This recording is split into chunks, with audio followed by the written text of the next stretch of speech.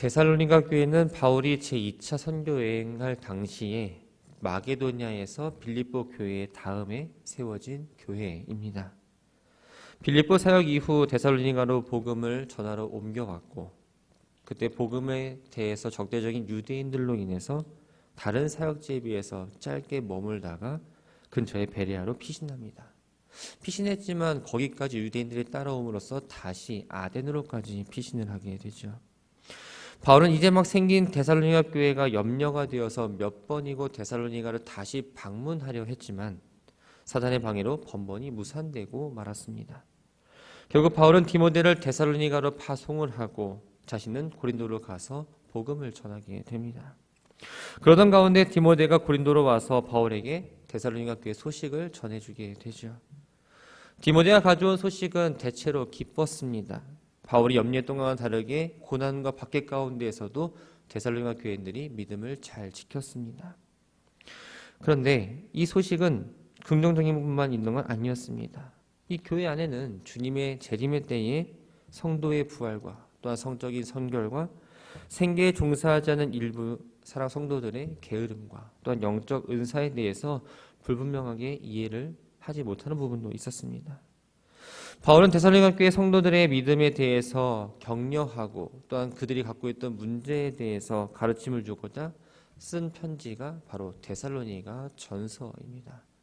이 전서를 보내고 나서 얼마 지나지 않아 디모데로부터 다시 한번 데살로니가 교회 소식이 전해 듣습니다. 핍박을 받고 있던 이 데살로니가 성도들은 바울의 편지를 받고 큰 위로를 받았습니다. 하지만 바울이 우려할 만한 소식도 같이 오게 되죠. 마치 사냥개가 표적을 놓치지 않기 위해 필사적으로 쫓아가는 것처럼 이 교회에 대한 핍박이 점점 더 심해졌다는 소식입니다. 또 데살로니가 전서에서 주님의 재림과 또 죽은 자의 부활에 대해서 재림을 기다리는 성도들이 어떻게 살아야 되는지에 대해서 분명히 잘 가르쳐줬음에도 불구하고 주의 날이 이미 임했다고 하는 이 재림에 대한 거짓된 가르침에 미혹이 되어서 어떤 성도들은 두려움에 빠지기도 했고 불안을 겪기도 했고 또한 삶을 포기한 것처럼 아무것도 하지 않는 무질서한 삶을 살고 있다는 이야기를 듣게 됩니다. 또 어떤 성도들은 오로지 예수님의 재림만을 기다리는 데만 전념하는 사람도 있다는 소식을 듣게 되죠. 바울은 그리스도의 재림에 대해서 일부 성도들이 갖고 있는 그 생각을 다시 바꿔주고 오해를 풀어주고 박해가 더욱더 심해져가는 이 상황 가운데서도 진리를 붙잡고 끝까지 인내하며 흔들리지 않고 그들의 삶을 잘 살아갈 수 있도록 격려하고자 쓴 편지가 바로 데살로니가 후서입니다. 1절을 보면 편지 형식에 따라서 발신자와 수신자를 이야기하고 있습니다. 발신자는 데살로니가 전서와 마찬가지로 바울과 실루아노와 디모데이고 이 편지를 받는 사람은 바로 데살로니가 전서 교인들입니다. 발신자가 데살로니가 전서와 동일하게 언급되었다는 건 바울 일행이 여전히 고린도에 함께 머물러 있으며 그곳에서 데살로니가 교회에 대한 관심의 끈을 놓치지 않고 있다는 걸 보여줍니다. 2절은 데살로니가 교회 성도들을 향한 축복 기도입니다. 이 데살로니가 전서와 비교해 볼 때는 조금 다른 면이 있습니다. 데살로니가 전서에서는 하나님 아버지와 주 예수 그리스도에부터라는 이 표현이 나오지 않습니다. 그런데 이 본문에서는 바울의 다른 서신서에서 쉽게 볼 수 있듯이 이 표현을 사용하고 있고 또 은혜와 평강의 근원이 바로 하나님 아버지와 주 예수 그리스도가 되신다는 걸 다시 한번 이야기해 줍니다. 발신자와 수신자 또한 축복 기도를 한 바울은 이제 3절과 4절에서 데살로니가 교회 성도들의 성숙해진 신앙에 대해서 감사를 고백하고 있고 또한 자랑하는 것들을 이야기하고 있습니다. 3절을 보면 바울은 데살로니가 교회 성도들을 형제들이라고 부릅니다. 이 형제들이라는 표현은 바울이 데살로니가 교회 성도들을 어떻게 생각하는지 잘 나타내주고 있는 표현입니다. 그들에 대해서 깊은 애정을 지금 갖고 있고 또한 그리스도 안에서 지체라는 의식을 하고 있다는 걸 보여줍니다. 바울은 데살로니가 교회로 인해서 항상 하나님께 감사할지니라고 표현하고 있습니다. 무엇 할지니라는 이 말은 무엇을 해야 할 의무를 갖고 있다라는 의미입니다. 데살로니가 교회 성도들이 핍박과 환난을 받는 이런 상황 가운데서도 신앙이 계속해서 아름답게 성장하고 있고 또한 믿음이 조금 더 흔들리지 하고 있는 그 원동력이 하나님이라는 사실을 알았습니다. 그래서 그들에게 복음을 전하고 교회를 세운 자신이 하나님께 감사해야 하는 건 마땅한 의무라고 생각을 했던 거죠. 바울이 하나님께 감사한 근거로 말한 건 데살로니가 교회 성도들의 믿음과 사랑입니다. 이 믿음과 사랑은 그리스도인의 본질을 나타내는 가장 기본적인 요소입니다. 믿음이란 하나님께 대한 깊은 신뢰를 나타내는 수직적인 신앙의 태도이고, 이 사랑은 하나님에 대한 그 믿음을 성도 혹은 다른 사람에게 나타내는 수평적인 신앙의 태도를 말합니다. 바울이 생각했던 것보다 하나님에 대한 믿음이 급속도로 성장해 있었고, 또한 성도 서로에 대한 사랑의 풍성함이 계속적으로 이어졌습니다. 당연히 바울의 입장에서는 감사를 고백할 수밖에 없던 거죠. 데살로니가 교회 성도들은 계속적으로 핍박을 받고 있었지만 흔들리지 않는 그 믿음으로 신앙의 모범을 보였습니다. 이 전서에서는 데살로니가의 믿음의 소문이 각처에 퍼져 있다라고 이야기했는데, 오늘 본문에서는 바울 일행이 이 데살로니가 교회의 모범적인 믿음을 하나님의 여러 교회에 자랑했다라고 표현을 하고 있습니다. 하나님의 여러 교회란 마게도냐와 아가야 지방의 교회뿐만 아니라 소아시아 지역에 있는 교회들, 더 나아가서는 유대 지역에 있는 교회까지도 말을 합니다. 5절부터 10절까지의 말씀은 데살로니가 교회 성도들이 이유 없이 지금 고난을 당하고 있는 게 아니라 성도가 환난을 받는 건 바로 하나님의 공의의 증표라고 이야기하면서 환난 받는 성도들을 격려해주고 있습니다. 5절을 보면 이는 하나님의 공의로운 심판의 표라고 말합니다. 이는, 여기서 이라는 게 가리키는 게 무엇이냐? 바로 앞에서 언급한 성도가 받는 모든 핍박과 환난을 말합니다. 데살로니가 교회 성도들이 생각해 봤을 때 자신들을 핍박하고 또한 예수님을 믿지 않는 자들은 뭔가 평안하게 잘 살고 있는 것 같은데, 믿음을 지키고 있는 우리는 끊임없이 핍박과 환난을 당하는 것이 혹 하나님께서 우리를 버린 건 아닌가? 혹 자신들을 방치하는 건 아닌가? 하나님께서 언제 구원해 주신가라는 이 불안과 의구심을 갖고 있었을 겁니다. 그럼에도 불구하고 핍박과 고난을 받으면서도 믿음을 지켜나갈 수 있었던 그 원인은 하나님의 심판은 반드시 있을 것이고, 심판 때에 악인들은 그에 맞게 벌을 받을 것이며 의인은 큰 상이 주어질 거라는 그 소망이 있었기 때문이었습니다. 그래서 바울은 데살로니가 교회 성도들의 인내와 믿음에 대해서 칭찬을 했던 거죠. 뿐만 아니라 고난 가운데서 인내하고 또한 믿음을 지킴으로써 하나님의 심판 이후에 하나님의 나라가 완성되고 그때 하나님 나라에 들어갈 합당한 자로 여김을 받는다라고 이야기합니다. 6절과 7절은 하나님의 공의의 심판이 무엇인지 이야기하면서 환난받는 성도들에게 소망을 주고 있습니다. 6절을 보면 환난을 받게 하는 자들에게는 환난으로 갚으신다라고 말합니다. 이 환난이라는 단어가 무엇일까요? 포도를 짓눌러 으깨는 것처럼 사람이 말할 수 없는 고통을 압박하는 걸 의미합니다.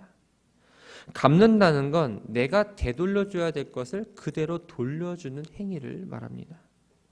성도들을 핍박하고 환난을 당하는 자들은 이 땅에서는 비록 형통하고 잘 살지라도 하나님은 자신이 사랑하고 아끼는 성도들을 핍박하고 환난받게 하는 이들을 향해서 그들에게도 동일하게 고통을 받게 해주신다라는 의미입니다.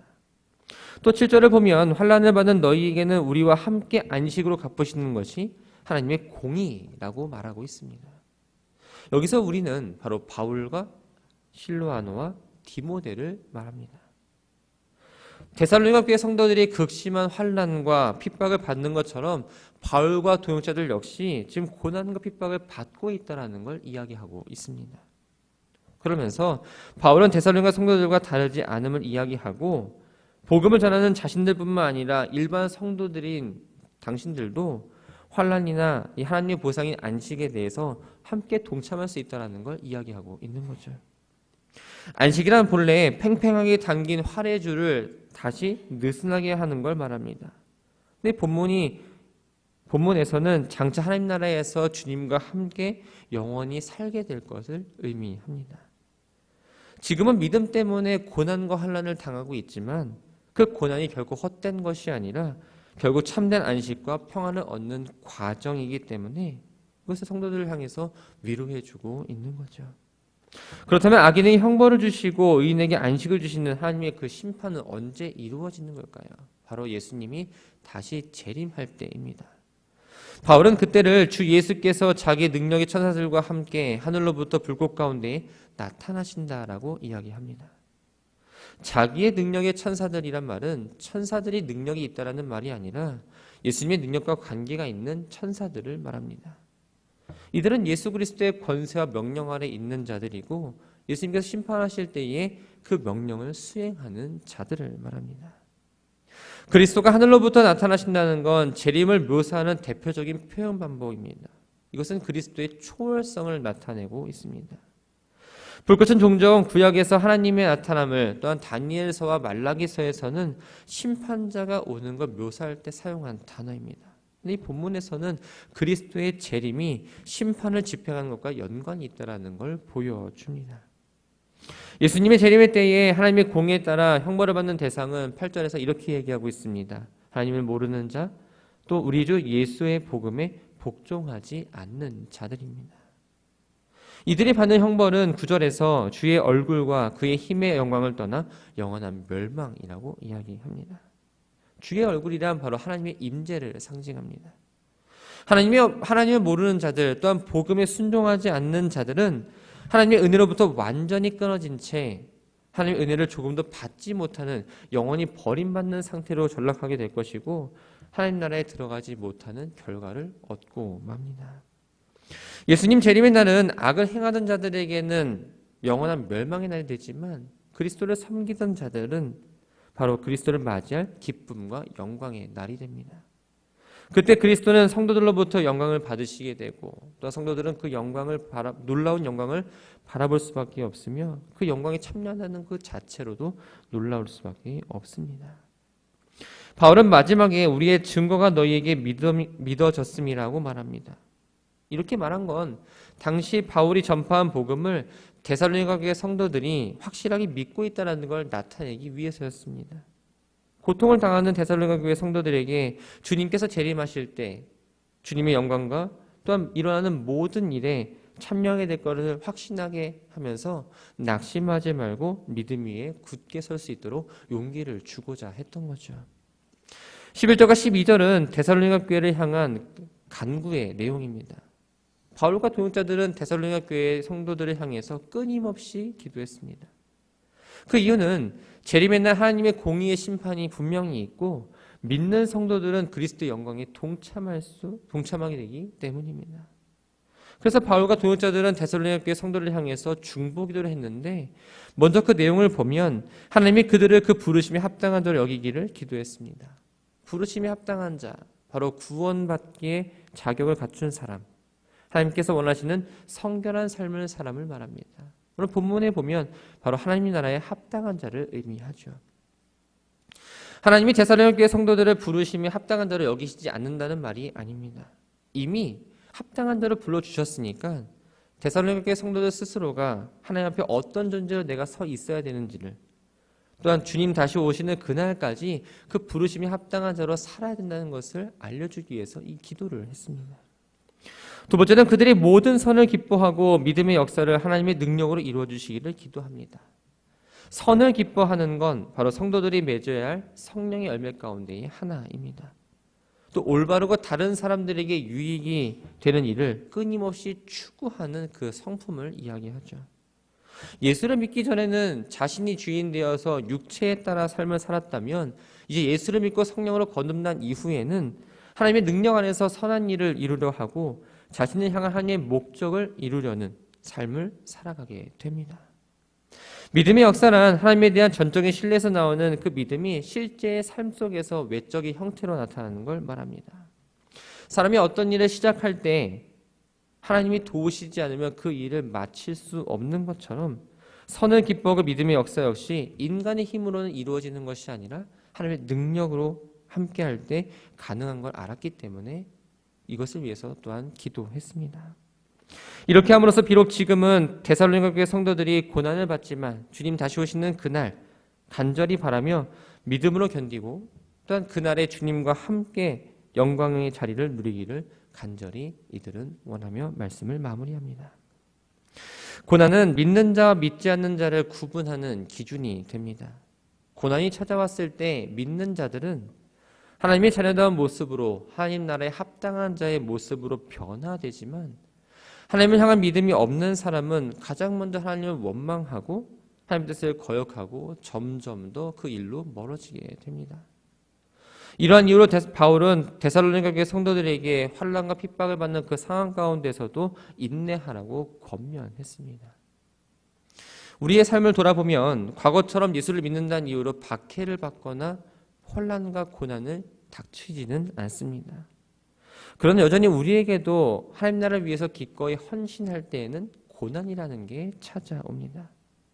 공동체와 이웃을 위해 사랑하기 위해서 감수해야 하는 희생이 있고 또한 사람들을 그리스도께로 인도하기 위해서 감당해야 하는 불이익 역시 고난이라고 볼 수가 있죠.